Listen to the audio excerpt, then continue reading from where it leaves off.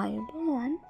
ඉතින් අදත් ආදරයෙන් මේ වීඩියෝ එකට ඔයාලව පිළිගන්න ගමන්ම මේ වගේ වීඩියෝ බලන්න කැමති ඔයාලත් සබ්ස්ක්‍රයිබ් කරලම මගේ වීඩියෝ එකත් එක්ක එකතු වෙන්න කියලා ආදරයෙන් මතක් කරනවා. ඉතින් එහෙනම් ඔන්න වැඩි කතා නැතුවම අද අපි වීඩියෝ එකට යමු.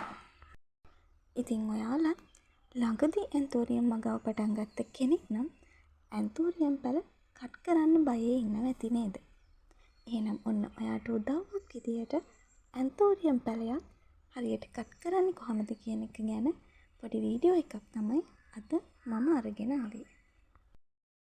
අපි බලමු එහෙනම් කොහොමද ඇන්තෝරියම් පැලයක් හරියට කට් කරගන්නේ කියලා. ඉතින් මේ මම මගේ ක්‍රමයට කට් කරන විදිය. ගොඩක් වෙලාවට මම නම් පුංචි ඇන්තෝරියම් පැල තමයි කට් කරන්නේ. මොකද පුංචි පැල කට් කරාම ඒ වලින් පැල ගොඩක් අපිට බෝ කරගන්න පුළුවන්. ඉතින් කට් මුල් ආපු ඕනම පැලයක් අපිට පහසුවෙන් කට් කරලා පැල බෝ කරගන්න පුළුවන්. ඉතින් ඔයාලත් මුලින් පැල කට් කරන්න බය නම් ඔයාලටත් පුළුවන් කට් මුල් ආපු වටිනකමින් අඩු කුඩා පැලයක් අරගෙන මේ විදියට කට් කරලා බලන්න. ඉතින් මේ කුඩා ඇන්තෝරියම් පැලේ තමයි මම අද කට් කරලා පෙන්වන්න යන්නේ.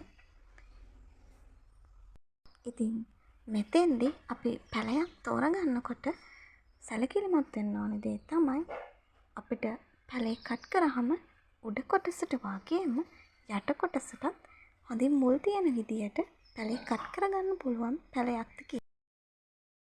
ඒ වගේම තමයි අපි පැලේ කට් කරාම টොප් කට් එකට වගේම බොටම් කොටසටත් කොළ දෙකක් තුනක් හෝ ඉතුරු වෙන විදියට මේ පැලේ කට් කරගන්න පුළුවන්ද කියන එක ගැන සැලකිලිමත් වෙන්න ඕන. ඉතින් මේ විදියට හොඳින් පරීක්ෂා කරලා බලලා ඒ කිව්ව කාරණා දෙකට අනුව අපිට මේ පැලේ කට් කරගන්න පුළුවන් නම් අපිට টොප් කට් එක ආරක්ෂා කරගන්න වගේම බොටම් කොටසෙනුත් හොඳින් පැල බෝ කරගන්න හැකියාව තියෙනවා.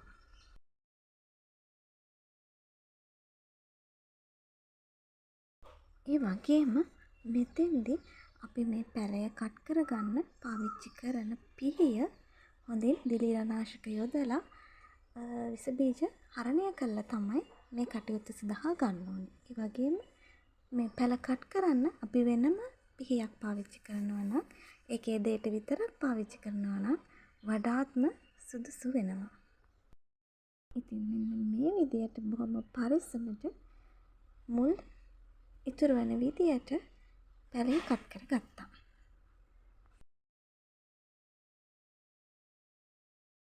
ඉතින් ඔයාලත් තවමත් පැල කට් කරන්න බයේ ඉන්නවනම් මේ වගේ කුඩා පැල වටිනකමින් අඩු පැල කිහිපයක් කට් කරලා අත්හදා බැලීමක් විදියට කට් කරලා බලන්න. ඉතින් මේ විදියට උඩ කොටසටත් හොඳට මුල් වෙන්න අපිට පැලේ කට් කරගත්තාම බය නැතුව මේ පැලේ අපිට හදා ගන්න පුළුවන්. ඉතින් අත්දැකීම් තියෙන කෙනෙකුට මේ මුල් නැතුව උනත් මේ වගේ টොප් කට් එකක් හදා ගන්න පුළුවන් වුණාට මුලින්ම පැල කට් කරන කෙනෙකුට මේ වගේ මුල් සහිතව පැල කට් කරගන්න එක වඩාත් සුදුසුයි. ඊළඟට වැදගත් කාරණාව තමයි අපි මේ පැල කට් කරාට පස්සේ ඒ මොහොතේම මේ බොටම් කොටසේ සහ টොප් කට් එකේ තුවාල වෙච්ච ස්ථානයේ අපි දිලීරනාශකයක් පාවිච්චි කරන්න ඕන. මම මෙතනදී අඟුරු තමයි පාවිච්චි කරන්නේ. මේ ඉතින් මම පැලයක් කට් කරන විදිය. එක එක අය එක එක විදියට මේ දේවල් අත්හදා බලන්න පුළුවන්. ඉතින් පැල කට් කරන්න බයේ ඉන්න ඔයාට තමයි අද මම මේ වීඩියෝ එක අරගෙන ආවේ අත්හදා බැලීමක් විදියට මේක කරලා බලන්න. ඉතින් මට සාර්ථක වෙච්ච ක්‍රම තමයි මම මේ ඔයාලත් එක්ක බෙදාගත්තේ.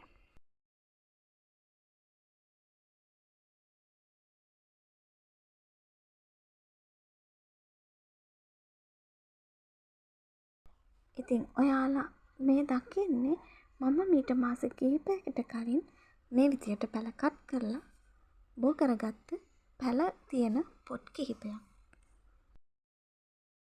ඉතින් බලන්නකො සමහර පොට්වල පැල 4-5 පොකුරක් විදියට බුෂ් එකක් විදියට හැදිලා තියෙනවා. ඉතින් පුංචි කාලෙදිම අපිට කට්මල් ආපුවාම පැල කට් කරගන්න පුළුවන් නම් මේ විදියට ගොඩක් පැල එක ගහකින් අපිට බෝ කරගන්න හැකියාව තියෙනවා. ඉතින් ඔයාලත් මේ දේවල් අත්හදා බලලා ඔයාලගේ වගාවත් සාර්ථක කරගන්න උත්සාහ කරන්න කියලා ආරාධනා කරන ගමන්ම මේ වීඩියෝ එක ගැන ඔයාලගේ අදහසුත් පහලින් කමෙන්ට් එකක් විදියට දාගෙන යන්න කියලා ආරාධනා කරනවා. ඉතින් අද මම මේ වීඩියෝ එකෙන් ඇන්තෝරියම් පැලයක් කට් කරන විදිය විතරයි ඔයාලට අරගෙන ආවේ. ඊළඟ වීඩියෝ එකෙන් ඒ පැල මම කොහොමද පොට් කරන්න කියන එක ගැන ඔයාලට වීඩියෝ එකක් අරගෙන එන්න. ඉතින් එහෙනම් දිගටම මේ වීඩියෝ නරඹන්න ඔයාලට සබ්ස්ක්‍රයිබ් කරලා channel එකත් එක්ක එකතු වෙන්න කියලා ආදරයෙන් ආරාධනා කරමින් අදට වීඩියෝ එක අවසන් කරනවා. නැවතත් ඉක්මනින්ම ඊළඟ වීඩියෝ එකෙන් හමු වෙමු.